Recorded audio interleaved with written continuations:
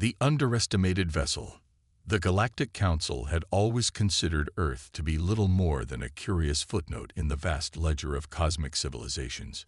Humanity had achieved faster-than-light travel only 30 years ago, practically yesterday by galactic standards, while ancient species like the crystalline Solarian had mastered interstellar travel millennia ago, and the biomechanical Voshkar controlled entire galactic arms with their hive fleets.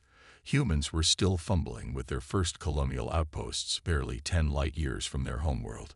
Earth's admission to the Galactic Council had been a courtesy more than a recognition of status.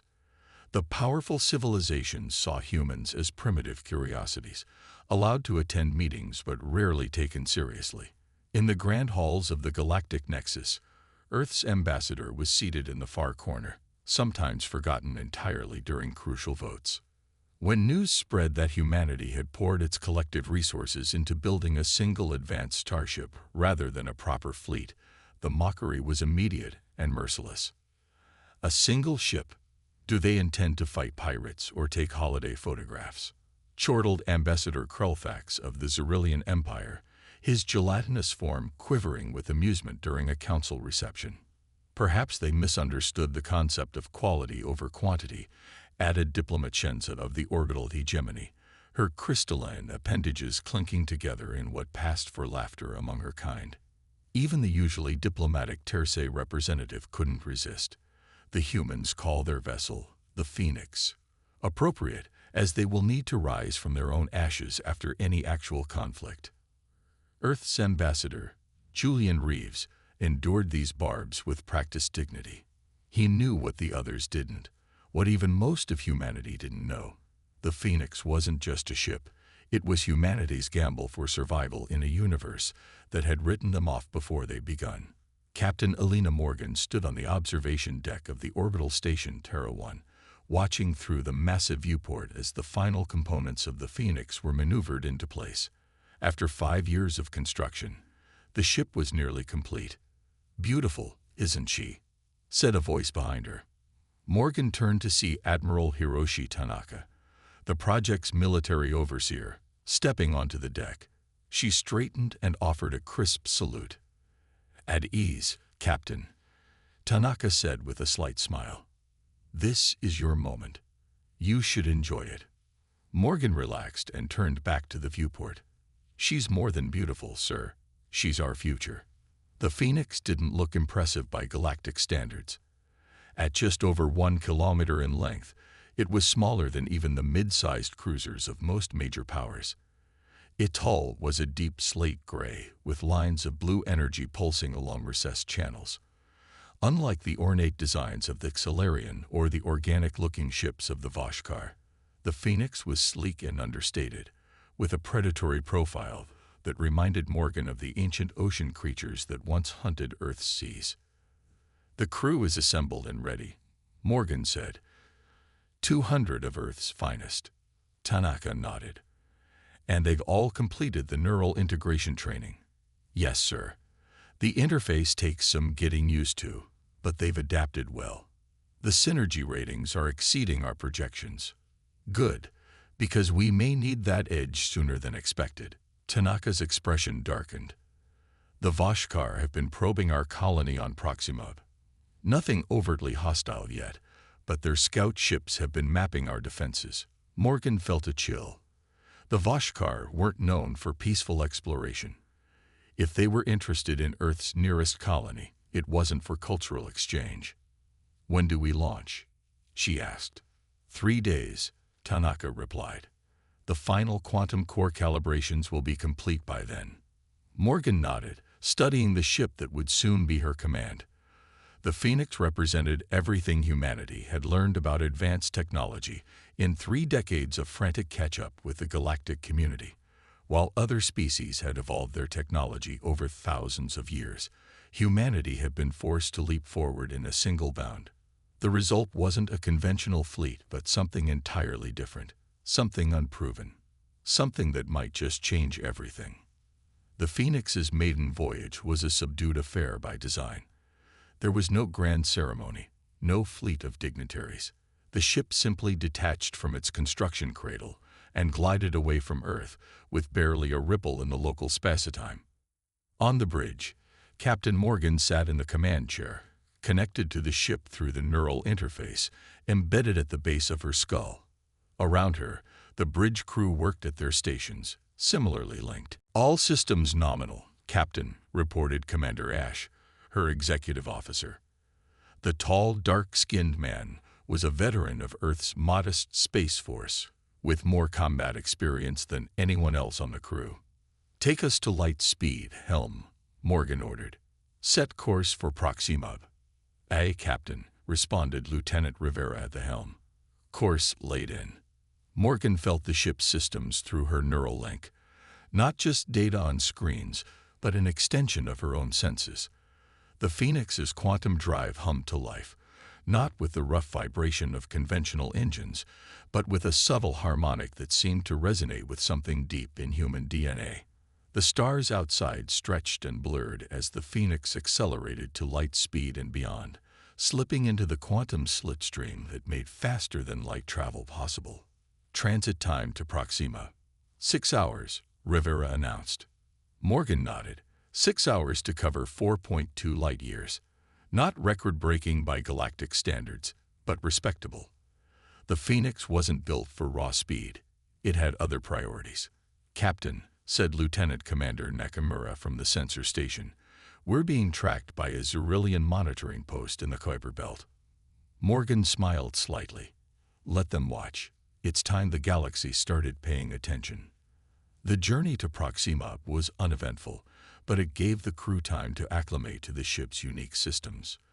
The Phoenix wasn't just advanced in its drive technology. Every aspect of its design represented a different approach to spacecraft engineering.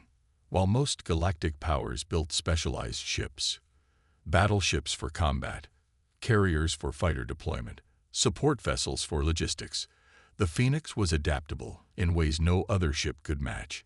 Its hull contained programmable matter that could reconfigure itself for different scenarios. Its weapon systems drew power directly from the quantum core, giving them theoretically unlimited ammunition. And its defensive capabilities were unlike anything seen in the galaxy before. All of this came at a cost. Earth had only been able to build one such ship.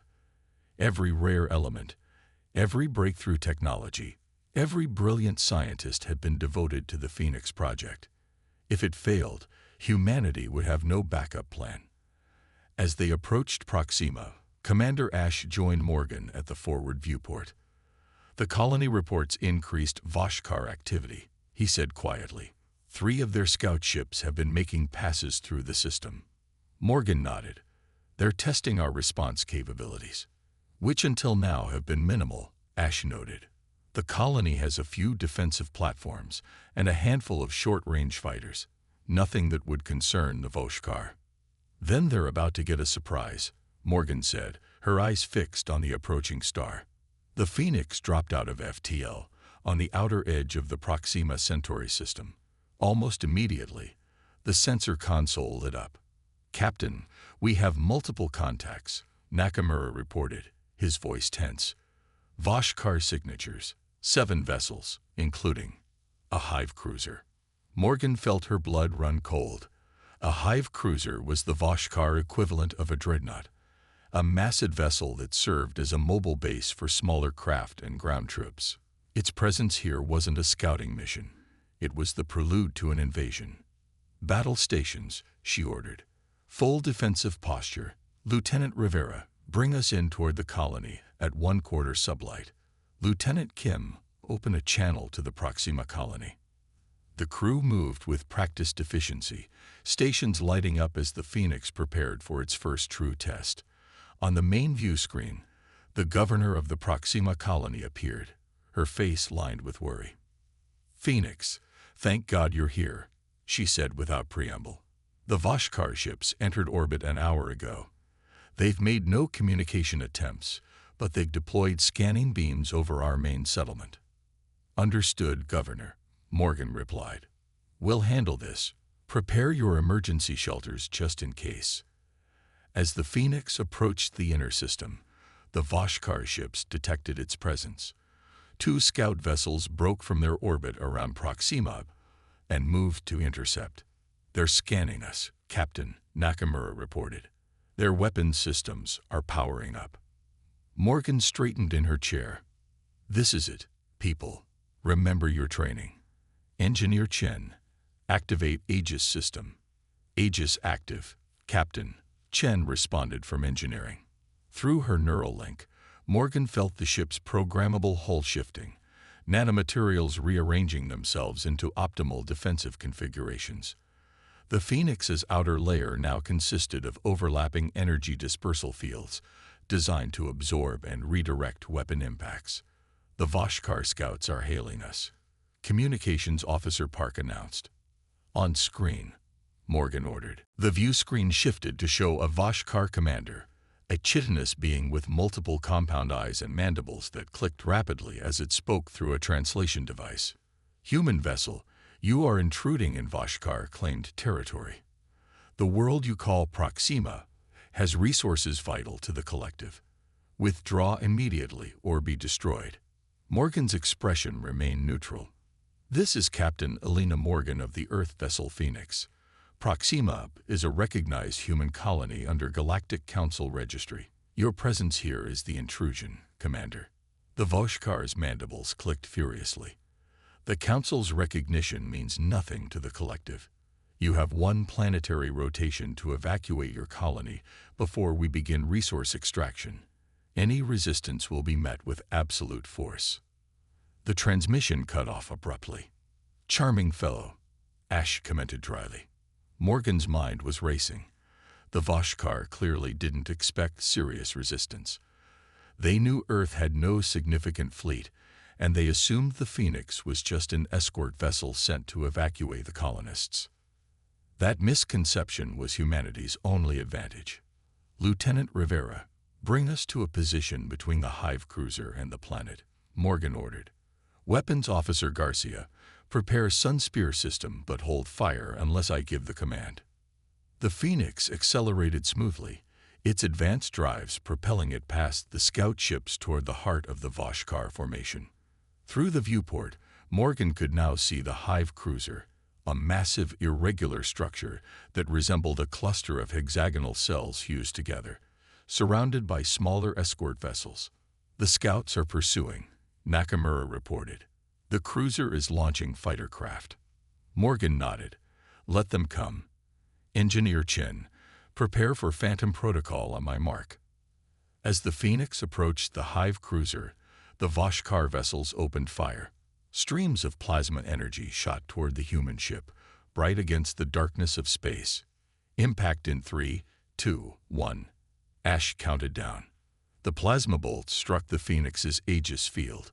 Instead of exploding against shields as conventional weapons would, the energy was absorbed and channeled through the ship's hull, causing the blue lines to pulse more brightly. "Aegis functioning at 94% efficiency," Chen reported. "We're capturing most of the incoming energy." The Voshkar ships intensified their fire, clearly surprised that their initial salvos had failed to damage the human vessel. "They're calling for reinforcements," Park said from communications. "The Hive cruiser is powering up its main weapon array." Morgan's hands tightened on the arms of her command chair. The moment of truth had arrived. Either the Phoenix would prove humanity's gamble had paid off, or they were about to become a very expensive failure. "Phantom Protocol. Now," she ordered. "Weapons Officer Garcia, target the cruiser's command module with Sunspear." Full charge. The Phoenix shimmered as the programmable matter in its hull reconfigured again. The ship seemed to fragment into multiple ghost images, each one solid-looking, but only one real. The Voshkar weapons fire began to pass harmlessly through several of the images. At the same time, a port opened on the Phoenix's bow.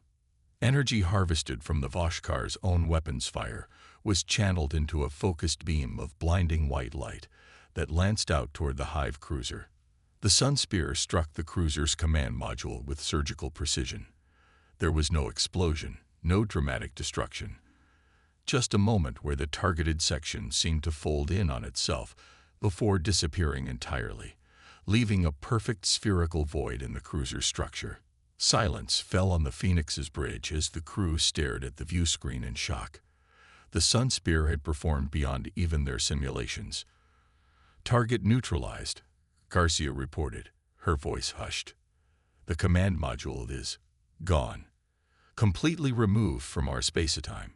The remaining Voshkar ships had stopped firing, clearly confused by what had just happened to their flagship. Morgan leaned forward. "Open a channel to all Voshkar vessels." When the connection was established, she spoke with calm authority. "This is Captain Morgan of the Phoenix. Your command vessel has been disabled with minimal loss of life. We have the capability to do the same to each of your remaining ships. The Proxima colony is under Earth's protection and will remain so. You have 30 minutes to collect your surviving crew and leave this system. Any hostile action will be met with immediate response." She gestured for Park to cut the transmission. "Do you think they'll listen?" Ash asked quietly. Morgan watched the view screen, where the Voshkar ships were now moving toward their damaged cruiser, no longer paying attention to the Phoenix. "They'll listen," she said. "And more importantly, they'll talk. By tomorrow, every species in the galaxy will know what happened here." She turned to face her crew, seeing in their expressions the same mixture of pride and amazement that she felt. "This is only the beginning," she told them. "One ship or not, humanity has just announced its presence to the galaxy." As the Phoenix maintained its position, protecting the colony below, word of the encounter was already spreading through subspace communications. The galaxy had laughed at humanity's single ship. No one was laughing now. From mockery to legend, word of the Phoenix's victory over the Voshkar spread through the galaxy at the speed of quantum communication. Initially, most species dismissed the reports as human exaggeration. Surely a primitive race couldn't have developed technology capable of defeating a Voshkar hive cruiser.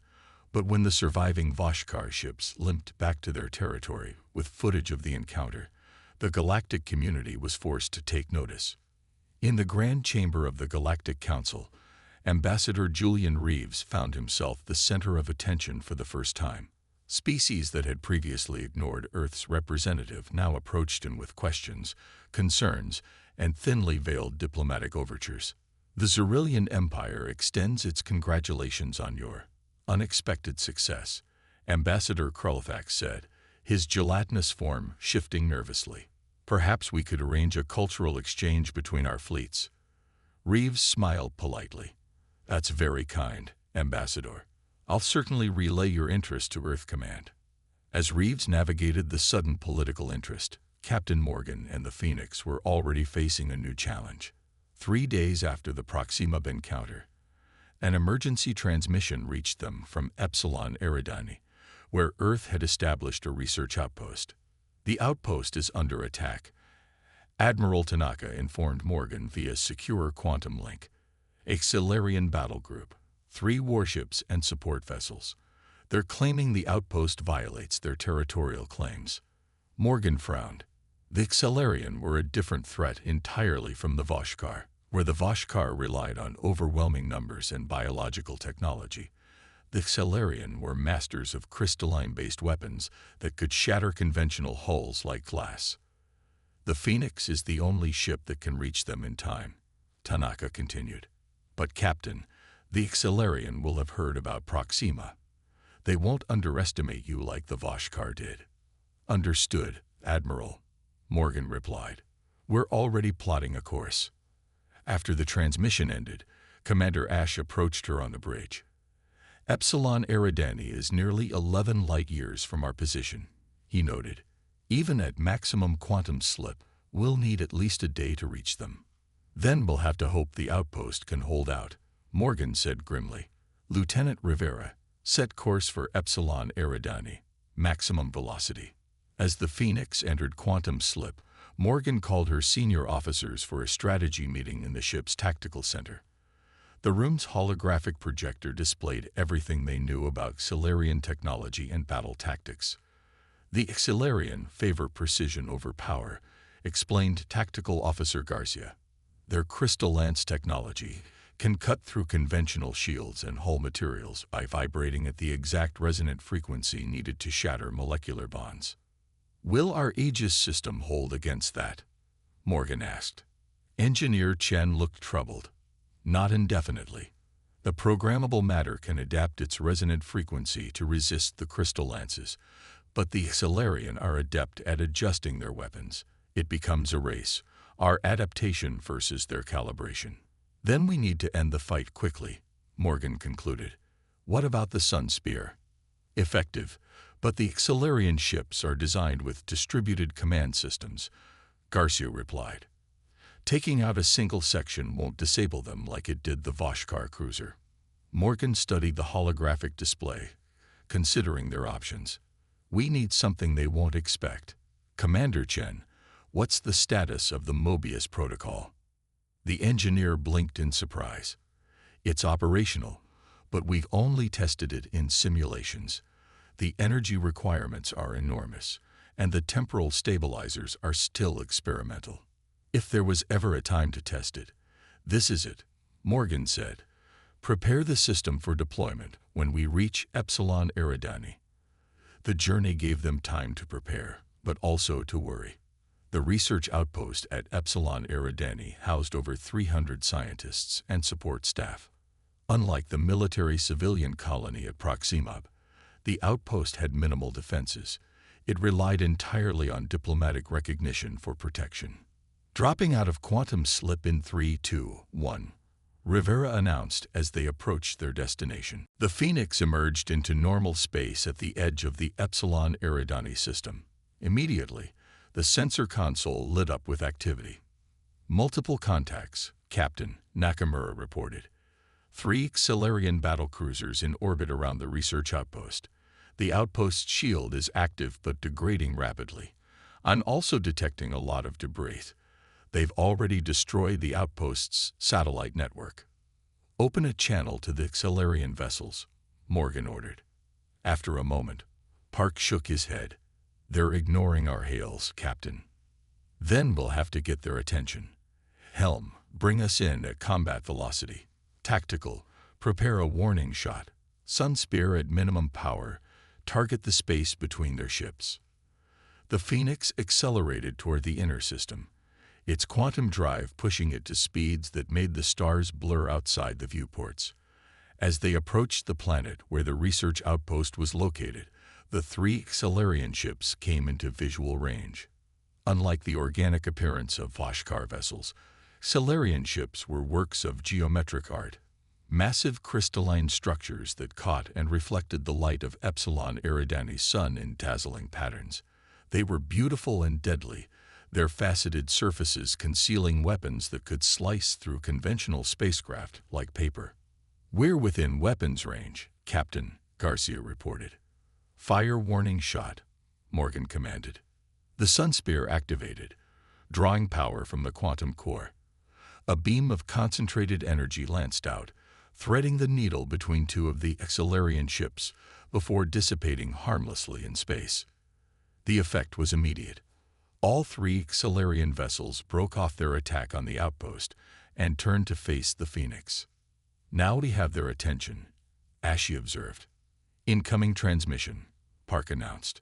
The view screen illuminated to show a Xelarian commander, a crystalline being whose faceted body reflected light in hypnotic patterns. When it spoke, its voice was actually created by vibrations in its crystal structure, translated by the ship's computer. Human vessel, you intrude upon Xelarian justice. The creatures on this world have stolen knowledge sacred to our kind. Interference will not be tolerated. Morgan stood, facing the screen directly. This is Captain Elena Morgan of the Earth vessel Phoenix. The research outpost is a registered scientific installation under Galactic Council protection. Your attack is unprovoked and illegal. The Xelarian's crystalline structure flashed with colors that the translator interpreted as derisive.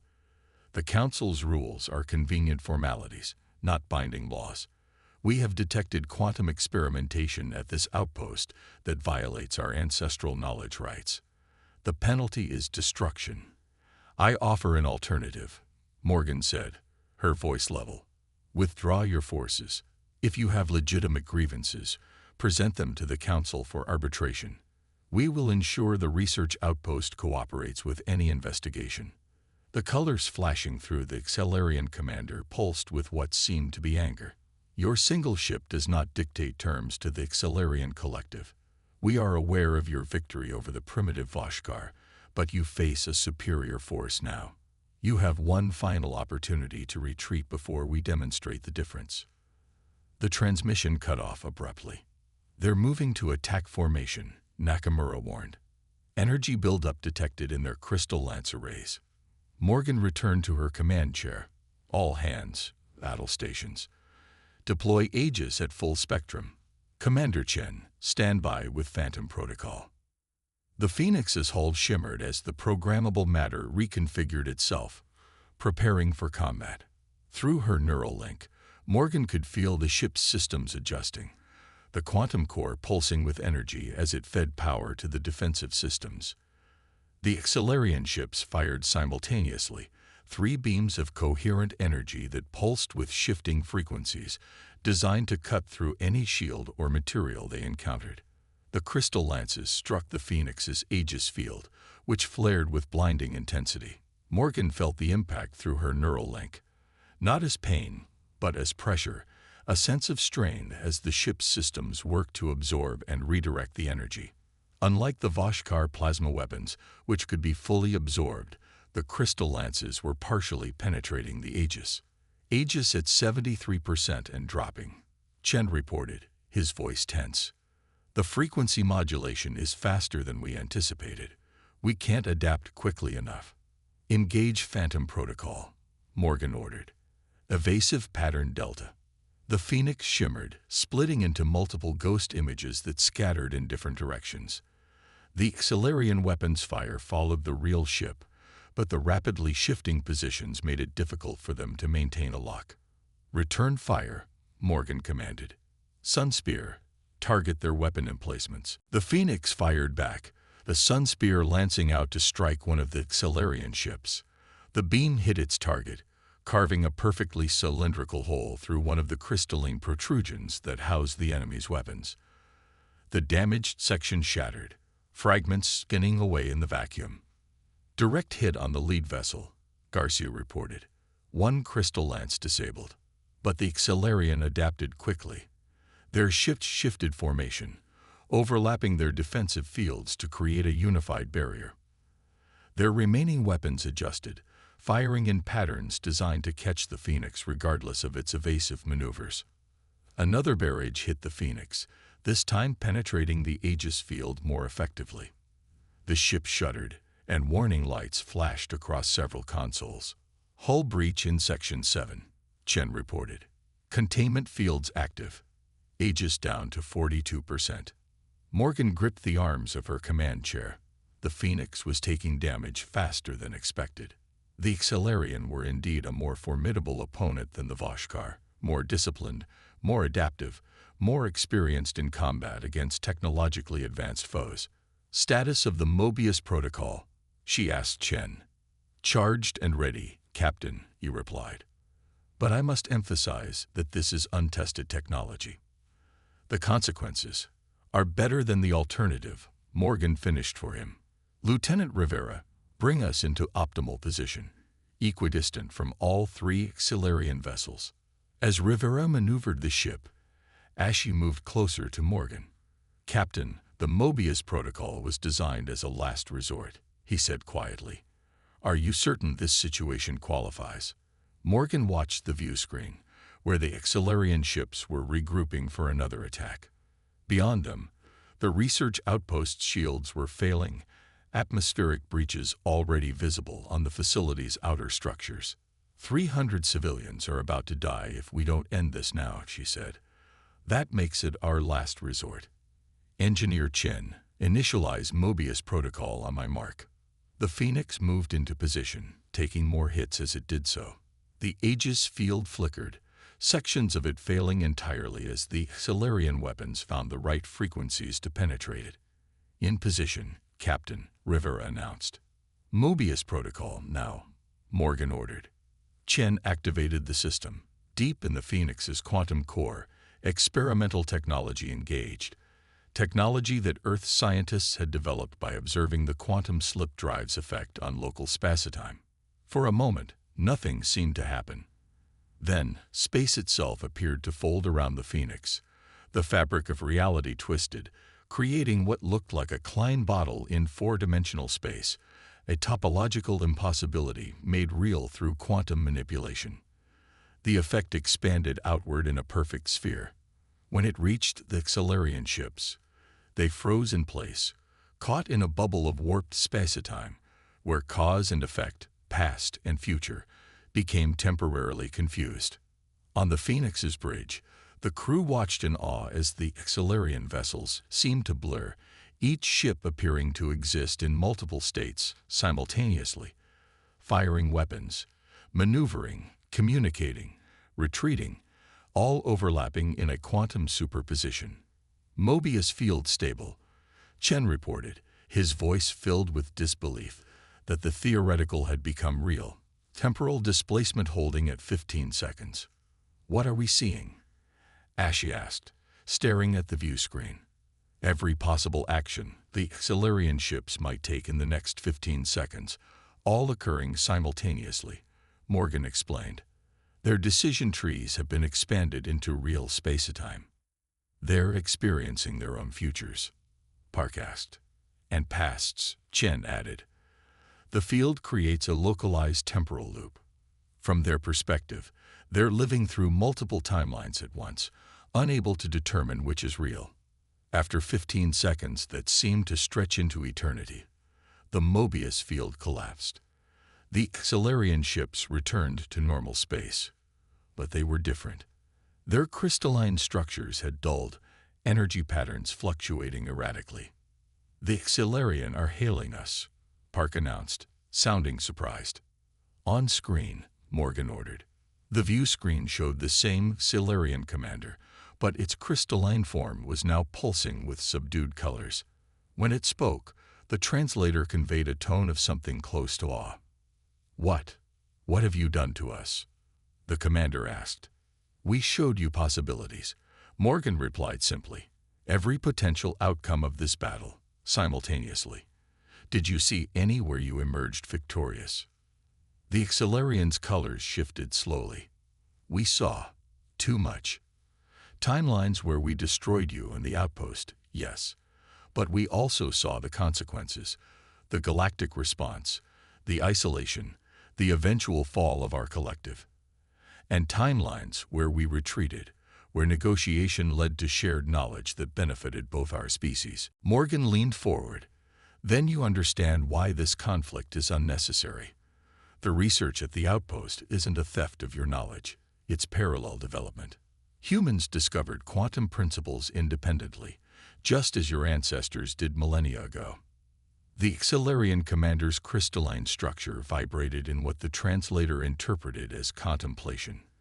The Mobius experience. It has changed our perspective. We will withdraw and bring our concerns to the Council as you suggested. But know this, human, your ship has revealed itself as more than a weapon. It is a pathway to possibilities we had not considered. The galaxy will take notice. As the transmission ended, the Xelarian ships began to move away from the planet, their engines glowing as they prepared to depart the system. They're actually retreating, Ashe said, disbelief evident in his voice. Morgan nodded. The Mobius protocol did more than just confuse them. It showed them consequences. That's something even the most advanced species rarely consider fully. Incoming transmission from the research outpost, Captain, Park announced. Put them through. The screen showed the outpost's director, a woman whose face showed the strain of the recent attack, but whose eyes were bright with relief and curiosity. Phoenix, you have our deepest thanks, she said. Your arrival was timely. But what exactly did you do to the Xelarian? Our sensors recorded spatial anomalies unlike anything we've seen before. That's classified information, Director, Morgan replied with a small smile. But I think you'll find the Xelarian more open to scientific dialogue in the future. They've had a glimpse of the benefits of cooperation. After ensuring the outpost was secure and dispatching repair teams to help with the damage, Morgan retired to her ready room. She was reviewing damage reports when Ash requested entry. "Commander," she acknowledged as he stepped inside. "The engineering teams report the Aegis system can be fully restored within 24 hours, he said. "The hull breaches are sealed. We were lucky." "Luck had nothing to do with it," Morgan replied. "The Phoenix performed exactly as designed. Not perfectly. We'll need to improve the Aegis adaptation algorithms to better counter frequency-modulated weapons, but effectively." Ash hesitated, then said, "Word of this engagement will spread even faster than the Voshkar incident. The Xelarian are connected to nearly every major power in the galaxy." "Good," Morgan said, her expression determined. "Let them talk. Let them speculate about what other capabilities this single human ship might possess. And what about when they realize we only have one Phoenix?" Ash asked. "When they understand that Earth staked everything on this single vessel." Morgan stood and walked to the viewport, looking out at the stars. "By then, it won't matter. The Phoenix isn't just a ship, Ash. It's a declaration. It tells the galaxy that humanity won't be dismissed or exploited. That we may be new to the interstellar community, but we have something unique to contribute." She turned back to face him. "And soon, there will be more ships. The Phoenix is just the prototype." 3 months later, Ambassador Julian Reeves stood before the full Galactic Council. The chamber was packed, with representatives from every recognized species in attendance. Even the reclusive Medusan observers had emerged from their isolation chambers to witness the proceedings. "Honored representatives of the Council," Reeves began, his voice carrying clearly through the vast chamber. "Earth comes before you today, not as a supplicant, but as a full partner in galactic affairs." Murmurs ran through the assembly. On the central display, footage played of the Phoenix in action. The encounter with the Voshkar, the standoff with the Xelarian, and several other incidents that had occurred in recent weeks as various powers tested Earth's resolve and capabilities. The Phoenix has demonstrated that advancement in technology is not merely a function of time, but of perspective. Reeves continued. "Humanity brings new approaches, new ideas to this ancient community of species. We ask not for special treatment, but for equal standing and equal responsibility." From his elevated position, the ancient archivist who served as the Council's moderator leaned forward. "The Council acknowledges Earth's recent contributions to galactic security," the archivist said, voice crackling with age. "But one ship, impressive though it may be, does not elevate a species to major power status." Reeves smiled. "With respect, archivist, the Phoenix was never a major power status." Reeves smiled. "With respect, archivist, the Phoenix was never intended to stand alone. It was the proof of concept." At his signal, the central display changed to show a massive orbital construction yard in Earth's solar system. Where months before there had been only the Phoenix, now 6 frames stood in various stages of completion. Each was unmistakably of the same design lineage as the Phoenix, but with subtle variations. A shocked silence fell over the chamber.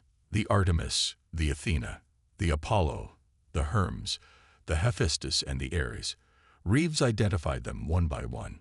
Each specialized for different aspects of space exploration, diplomacy, and defense. Together, they form humanity's contribution to galactic security and cooperation. The Xerillian ambassador's gelatinous form rippled with agitation. How did Earth construct these vessels so quickly? Your industrial capacity was assessed as minimal. We didn't build more shipyards, Reeves explained. We built better ones. The same adaptive technology that allows the Phoenix to reconfigure itself for different situations has been applied to our construction methods. Our orbital factories evolved to meet changing demands. The council chamber erupted in overlapping conversations as the implications became clear. Humanity wasn't just emerging as a technological power, it was rewriting the assumptions that had governed galactic development for millennia. The archivist raised an appendage for silence, which gradually fell across the chamber. A most unexpected development, the ancient being acknowledged. The Council will need to reassess Earth's status accordingly. But remember, Ambassador Reeves, with greater recognition comes greater responsibility. Your ships, impressive though they may be, will be expected to contribute to the stability of the galactic community, not merely to Earth's interests. Reeves nodded solemnly. That has always been our intention, Archivist. The Phoenix and its sister ships were built not to dominate, but to protect not just humanity, but all who seek peaceful coexistence in this vast universe we share. As the council session continued, diplomatic representatives from a dozen species approached Reeves to arrange private meetings. Species that had once mockingly dismissed humanity now sought alliances, trade agreements, and technology exchanges. Aboard the Phoenix, which was patrolling the borders of human space, Captain Morgan received the transmission from Earth with a sense of satisfaction. The Council's formal recognition of Earth as a major power had been expected, but it was gratifying nonetheless. "Congratulations, Captain," Admiral Tanaka said from the view screen. "The Phoenix's successes have changed humanity's position in the galaxy forever." "The crew deserves the credit," Morgan replied. "They believed in this ship when it was just a concept on a drawing board." Tanaka smiled. "They believe because you did. Which brings me to the reason for this call. Earth Command is offering you a promotion. Admiral Morgan has a nice ring to it, don't you think? You'd oversee the entire Phoenix-class fleet." Morgan looked around the bridge, at the crew that had become like family during their months of trials and triumphs. "With respect, Admiral, I'd prefer to remain with the Phoenix for now. The other ships will have their own captains, their own journeys. This one is mine." After the transmission ended, Commander Ash joined her on the observation deck, where the vast sweep of stars stretched out before them. "Orders, Captain?" he asked. Morgan considered the galaxy that lay before them, no longer a place where humanity was mocked or dismissed, but one where they were respected, perhaps even feared by some. But respect and fear weren't the legacy she wanted for the Phoenix or for Earth. "Set course for the Cygnus Reach," she decided. "The colony there has requested scientific assistance with their terraforming project. And after that, let's see what's out there. The galaxy's much bigger than anyone's maps show." Ash smiled. "Exploration, not just defense." "That was always the plan," Morgan replied. "The Phoenix wasn't built just to win battles, but to open doors, to show the galaxy that humanity's approach to problems can benefit everyone." As the Phoenix powered up its quantum drive, preparing to slip once more into the faster-than-light realm, Morgan felt a profound sense of possibility. The galaxy had mocked humanity's single ship until it reached the battlefield. Now that same galaxy watched with bated breath to see where that ship, and the civilization it represented, would go next. The mockery had ended. The legend was just beginning.